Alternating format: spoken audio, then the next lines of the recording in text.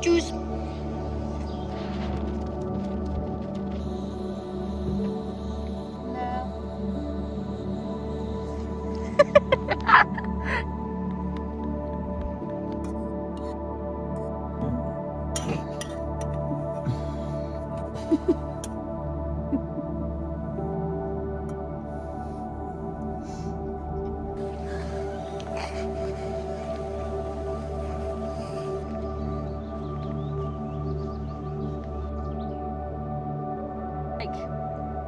Just You'll need to, baby.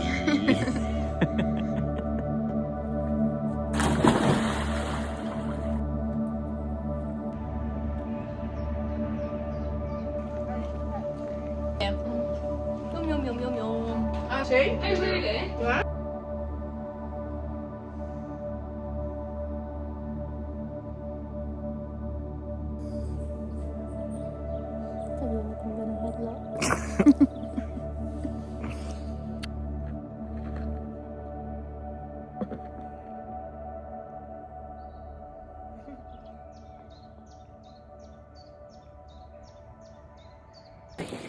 Yeah. I think this video is going to be a little bit of a mishmash of recent days, but we're coming into summer.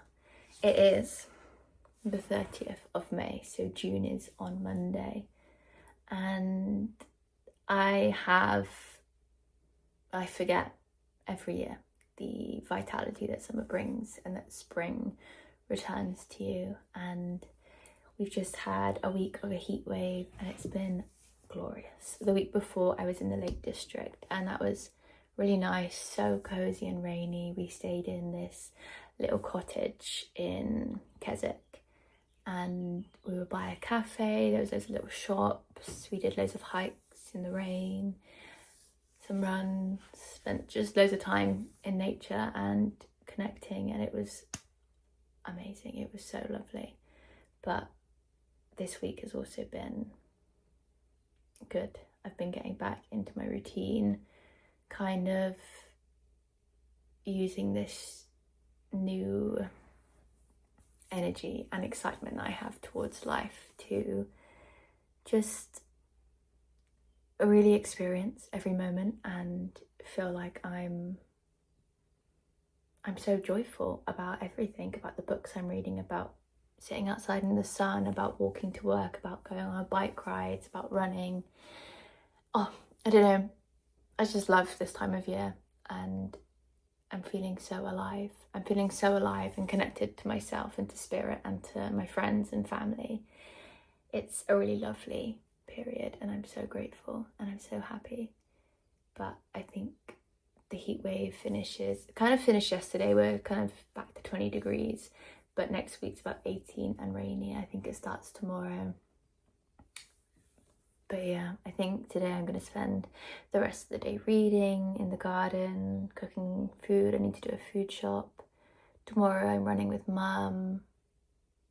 But I don't really have much on. I'm not sure what I'll end up filming, but I think this is going to be a little bit more of a digital diary entry of montagey bits and just memories and loveliness. A little spring into summer vlog, which might be a rainy start to summer, but what is an England summer without rain?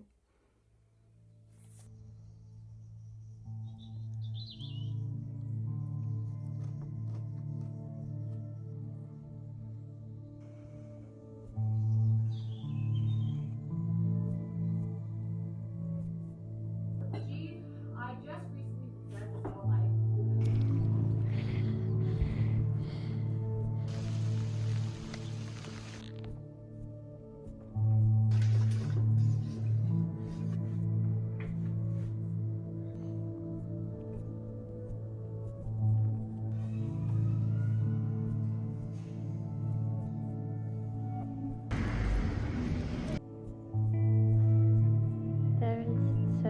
pigeons. And she finds herself in a really unexpected.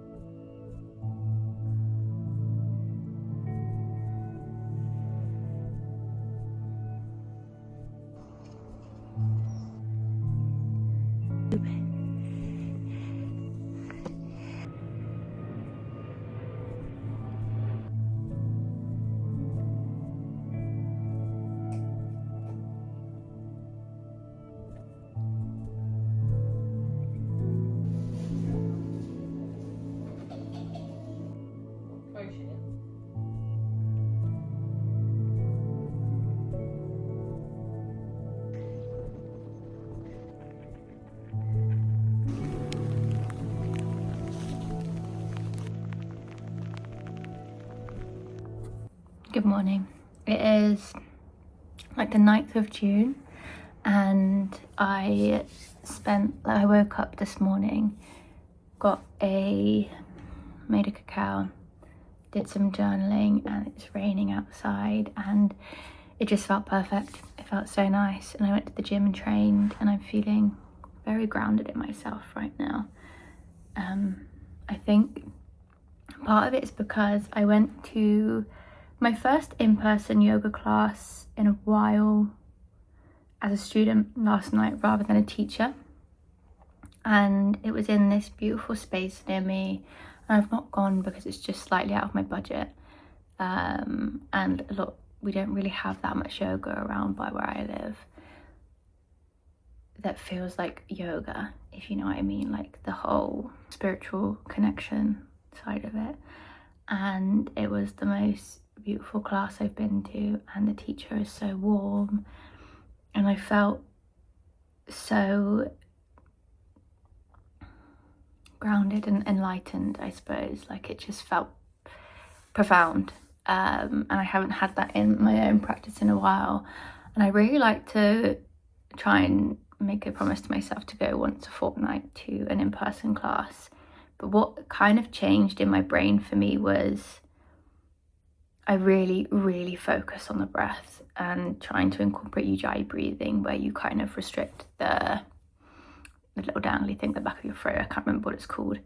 And it's called like ocean breath, because you kind of make this like ocean sound with your like back of the throat, as if you're fogging up glass with your mouth shut. And it really centers you and helps calm your nervous system, and that's something I really want to focus on, is that nervous system regulation, and finding that grounding within myself and within my practice,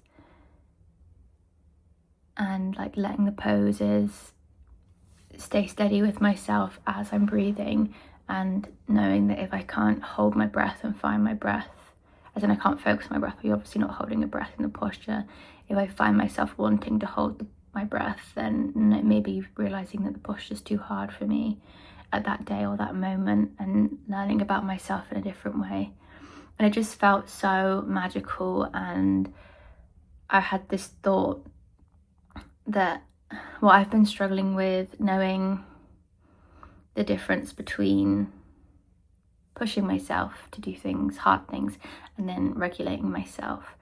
And she read this passage at the end that was about listening to your body, and I don't know, it just really helped me make my mind up, because I've also found recently that the more social media I consume, the more I find that I can't sit with my own decisions and know what I want. I get lost in what other people want and confusing that with what I want and what I want to do. Like, for example, I really want to train for an ultra. I love running. I know I prefer long, slow runs rather than quick pace, full effort 10Ks, 5Ks. I like the slow, steady, long distance trails. And I had this set, I was like, I really want to do this. And then I was watching a video about someone saying the opposite, about how it's too much for their body. And I was like, oh, maybe it's too much for mine, because I get torn between the whole like living for yourself regulation and intuition exercise, and like living that more yogic lifestyle. But I get lost in what's me, and I just feel like I'm not very settled and grounded in who I am when I'm consuming so much social media. especially as entertainment. I feel like I need to watch like actual TV and films as entertainment rather than YouTube, more so, or maybe swap who I'm watching, or not let it shift me so much, and let myself lead, let my intuition lead. That was quite a mumbo jumbo of thoughts, but I think I'm gonna leave this vlog here. It's been a very rainy start to June, which I have been enjoying, to be honest. I love the rain. And yeah, I hope that you find some peace today and that you are being gentle with yourself.